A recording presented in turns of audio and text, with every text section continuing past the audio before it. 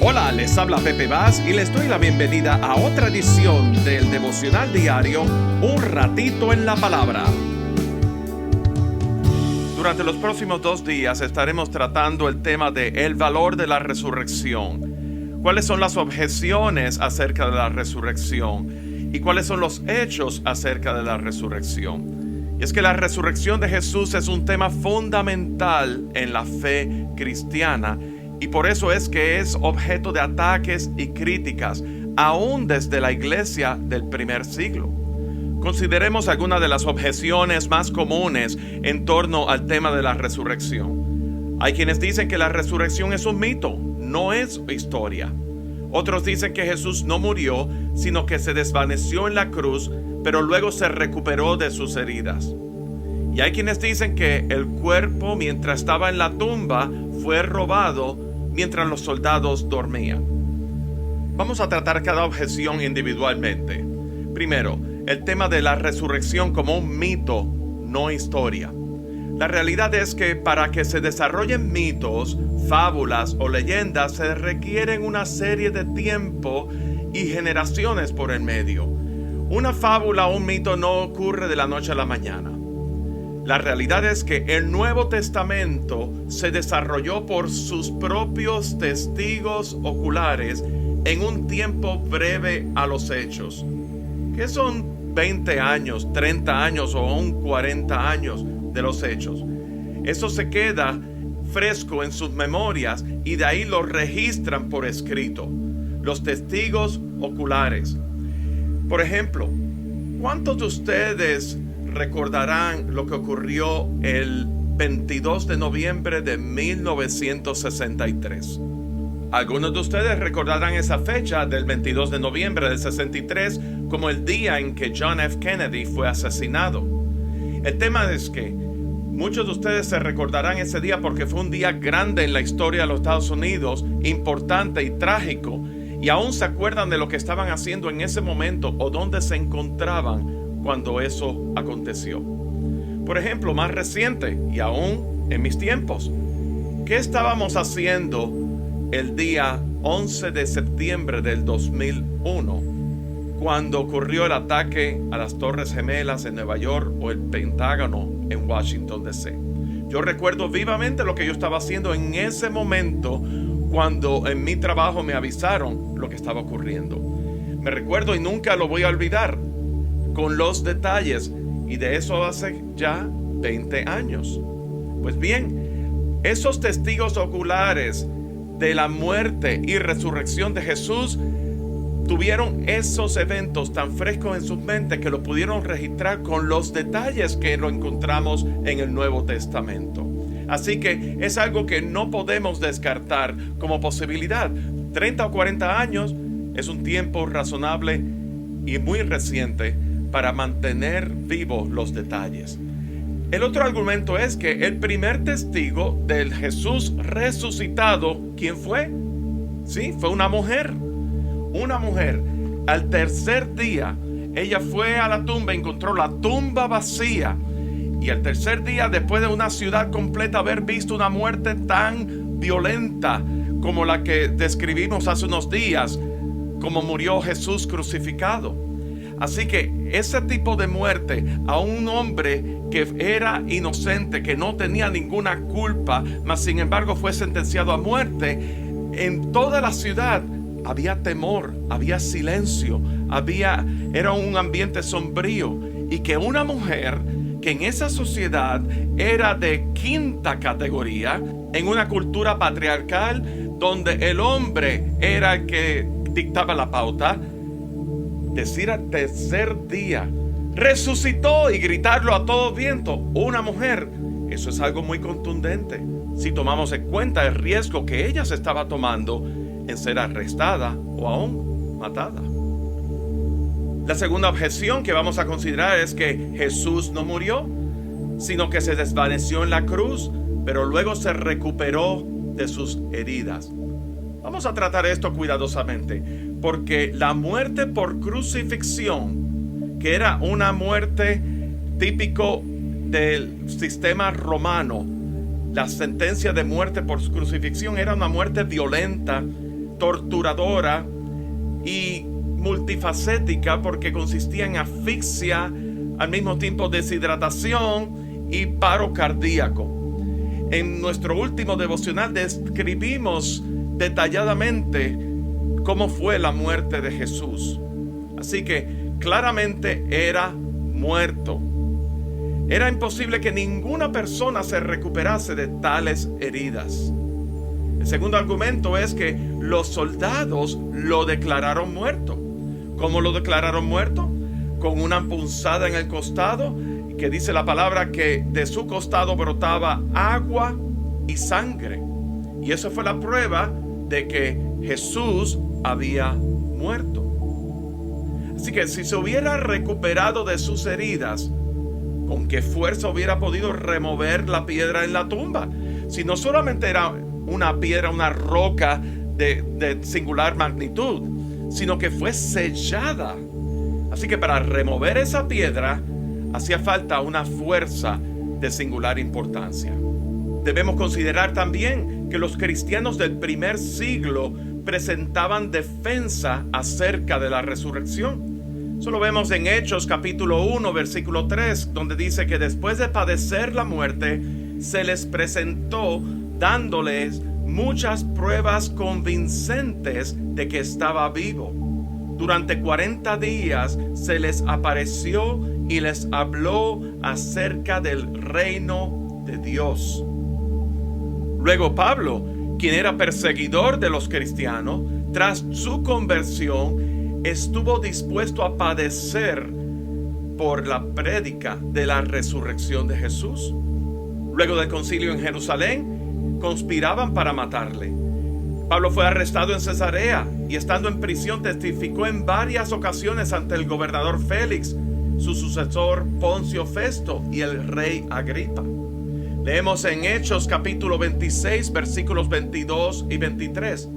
Solo por eso los judíos me prendieron en el templo y trataron de matarme. Pero Dios me ha ayudado hasta hoy y así me mantengo firme, testificando a grandes y pequeños. No he dicho sino lo que los profetas y Moisés ya dijeron que sucedería, que el Cristo padecería y que siendo el primero en resucitar, proclamaría la luz a su propio pueblo y a los gentiles. Ahora consideremos los hechos acerca de la resurrección. Primeramente consideramos el discurso del apóstol Pedro en el día de Pentecostés, cuando hacía referencia al Salmo 16, versículos del 8 al 11, y lo leemos de la Nueva Versión Internacional. Siempre tengo presente al Señor, con Él a mi derecha, nada me hará caer. Por eso mi corazón se alegra y se regocijan mis entrañas. Todo mi ser se llena de confianza. No dejarás que mi vida termine en el sepulcro. No permitirás que sufra corrupción tu siervo fiel. Me has dado a conocer la senda de la vida. Me llenarás de alegría en tu presencia y de dicha eterna a tu derecha. Cuando dice en el versículo 10, no permitirás que sufra corrupción tu siervo fiel, haciendo referencia, y lo podemos ver, el siervo fiel Jesús, quien siendo Dios tomó forma de siervo. Y en Hechos capítulo 2, el apóstol Pedro en su discurso en Pentecostés proclama a Jesús y lo llama varón aprobado por Dios entre ustedes, por sus maravillas y prodigios y señales.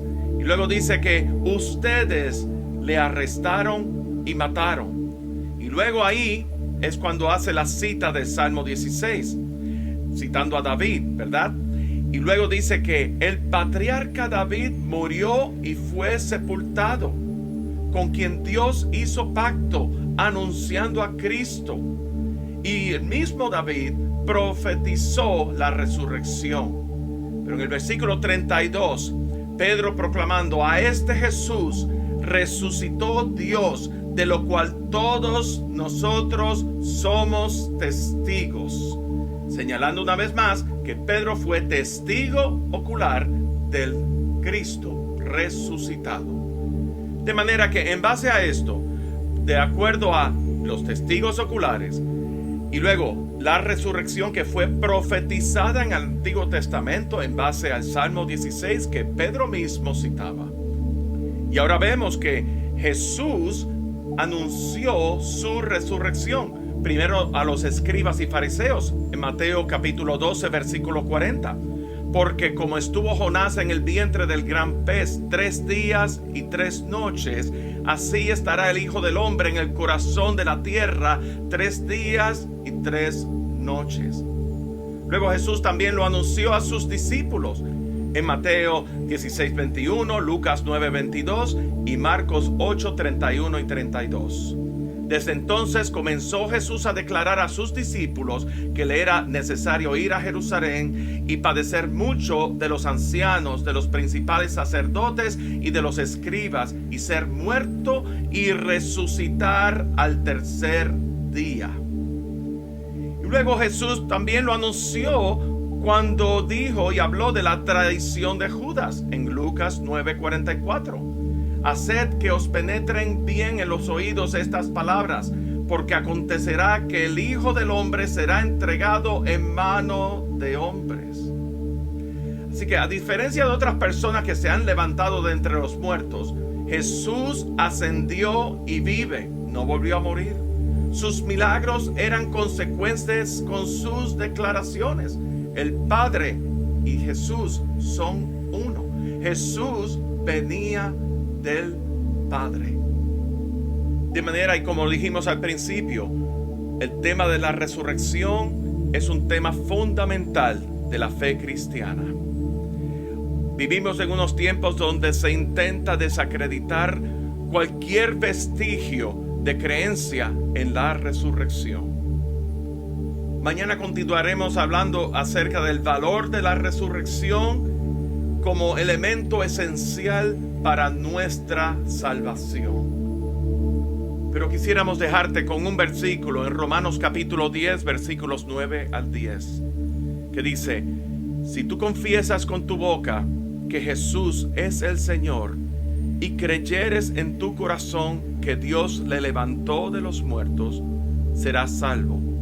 Porque con el corazón se cree para justicia, pero con la boca se confiesa para salvación.